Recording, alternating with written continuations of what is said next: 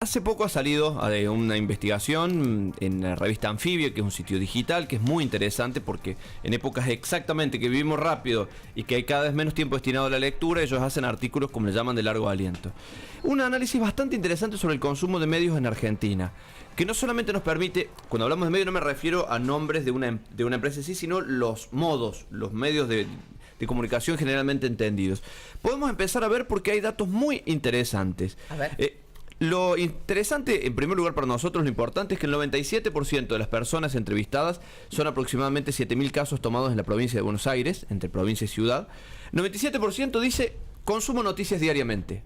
Primer punto importante. Para mí ahí hay un gran quiebre entre lo que es capital, provincia de Buenos Aires y el interior.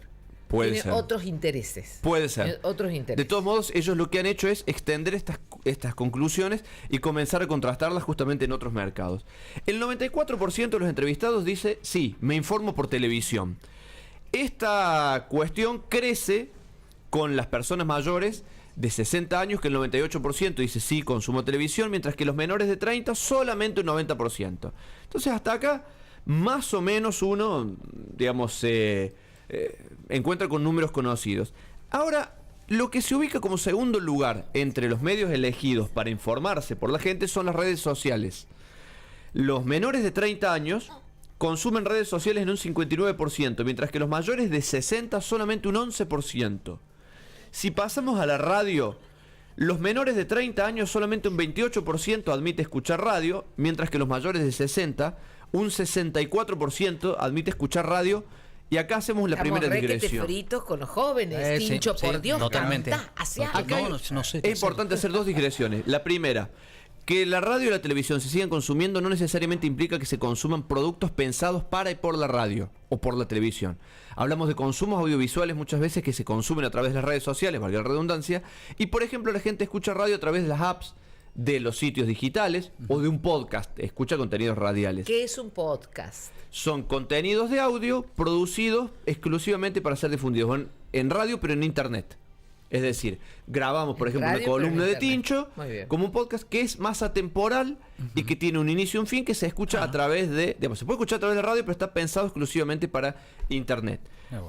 Hay una cuestión también. Las redes sociales, como las radios, son medios más bien de distribución de noticias, sobre todo las redes sociales. En las redes sociales todavía no hay producción de contenidos periodísticos informativos.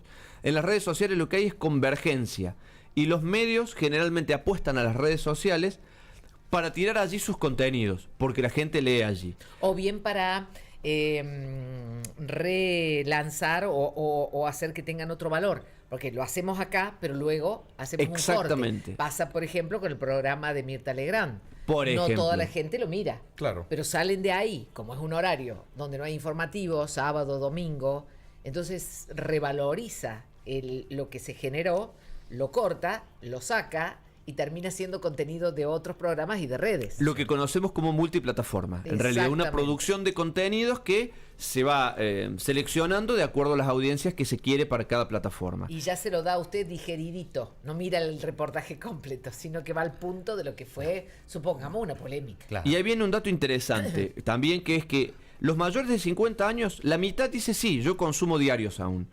De los menores de 30, solo 2 de 10, un 20% admite que consume diario. Y ahí te digo otro detalle. Muchas veces discutimos acá con la muchachada, porque a mí me gusta mucho el diario de papel. Sí. Porque para mí el diario de papel tiene todavía un montón de información que no tiene el portal digital. Eso es así, en cantidad de noticias es así.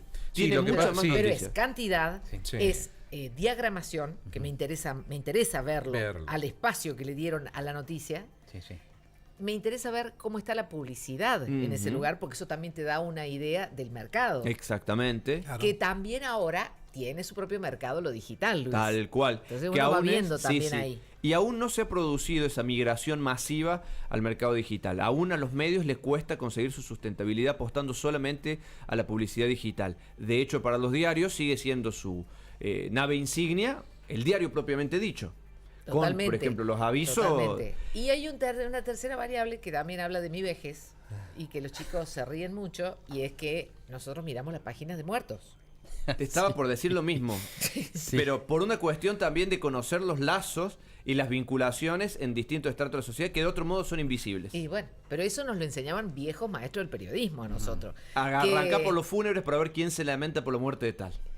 Entre muchas cosas. Sí, sí. Por ejemplo, gente que cuenta los avisos y participaciones que tiene otro que ha tenido vida pública, la soledad de algunos que estuvieron muy alto en el poder y que después caen en desgracia. O sea, se puede leer mucho de una sociedad ahí. Sí, Hay claro. muy interesante, Se lee hay eso. hay una vertiente de la sociología muy interesante que se basa en estudiar la sociología a partir de las muertes. Sí. De Pero- todos modos, eso pero- también ya está en la web, pero- aclaremos, ¿no? ¿Los muertos? Sí, claro. Pero no de la misma forma. Sí, igual. Con las participaciones. Como si fueran esquelas. De todos modos, al tomar Los avisos obituarios. fúnebres, No general, las he- el no las he principal visto. canal sigue siendo el diario de papel, antes que los medios digitales. De hecho, vos tomás el aviso de papel y eventualmente decidís luego si lo replicás replicas. en lo digital. Quiero dejarles un dato más que me pareció muy interesante que tiene que ver con el consumo de páginas web. Los mayores de 30 años admiten que usan la página web, el sitio .com.ar, cb24n.com.ar, lavoz.com.ar, entran voluntariamente allí. De los menores de 30 años, un 40%.